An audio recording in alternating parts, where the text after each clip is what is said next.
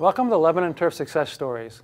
Some of our customers would like to share with you their experiences with declaration creeping bentgrass. The course is a herds and fry design. The grubbing and some of the drainage was done in 2004, fall of 2004.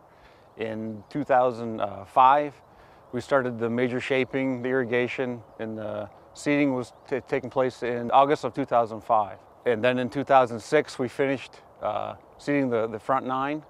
And then in August of 06, we opened up the back 9 holes for the remainder of the season. And then in 2007, all 18 holes were open for play. Biggest difference I've seen with managing the two grasses is the disease suppression with declaration.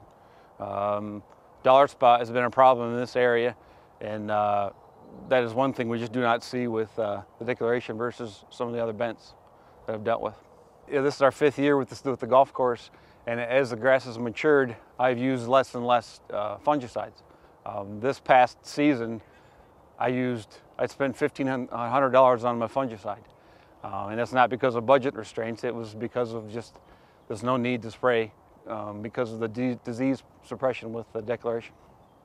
When I was at my previous course, we were doing some tee renovation in 2004, and I had heard about declaration, and we decided to try it based on the disease suppression, and I never really got to see it through because I came here. So when I came to Diamondhawk, I already was thinking of declaration, and after going down to Rutgers, seeing all the plots they had there, and looking at the MTAP trials, I was really impressed. And after talking with the architect and giving him all the data that I had, they came on board with what decisions we were going to make with putting the declaration on greens, tees, and fairways. For the greens, for the year, we're probably in that 1.5 to 2 pound range. Our tees and fairways are probably about the same. They are anywhere from 3 to 2.5 pounds of nitrogen that we put on them a year. We knew that it was good on dollar spot suppression, and just being able to trust that was one of the toughest challenges for me, because you're used to spraying all the time, and then coming here and not having to it would be tough. As we got used to the grass and see what it could do, we would watch the turf to see if we had that pressure, and the more we watched it, the less we had, and the longer we can go without spraying. Our greens, when we first started, we started them off at 1/4 inch, and as we've progressed, we've gotten down to about 115 on the gauge. We've just noticed that the grass does better at a lower height, performs better.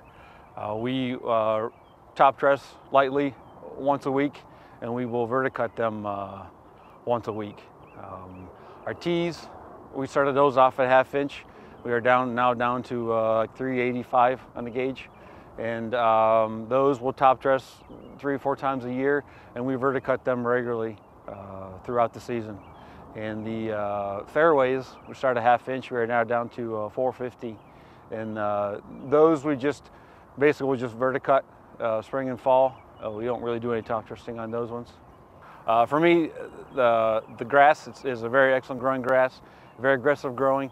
It gives a very excellent putting surface. It's very easy to maintain.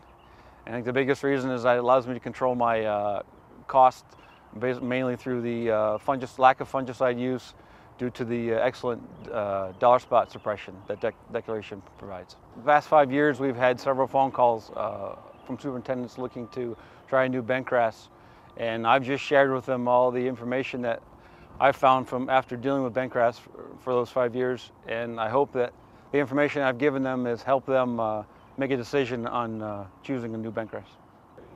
If there's anyone that has any questions about declaration, they can feel free to contact me here at Diamondhawk at any time, and I'll share with them what I've learned about dealing with declaration.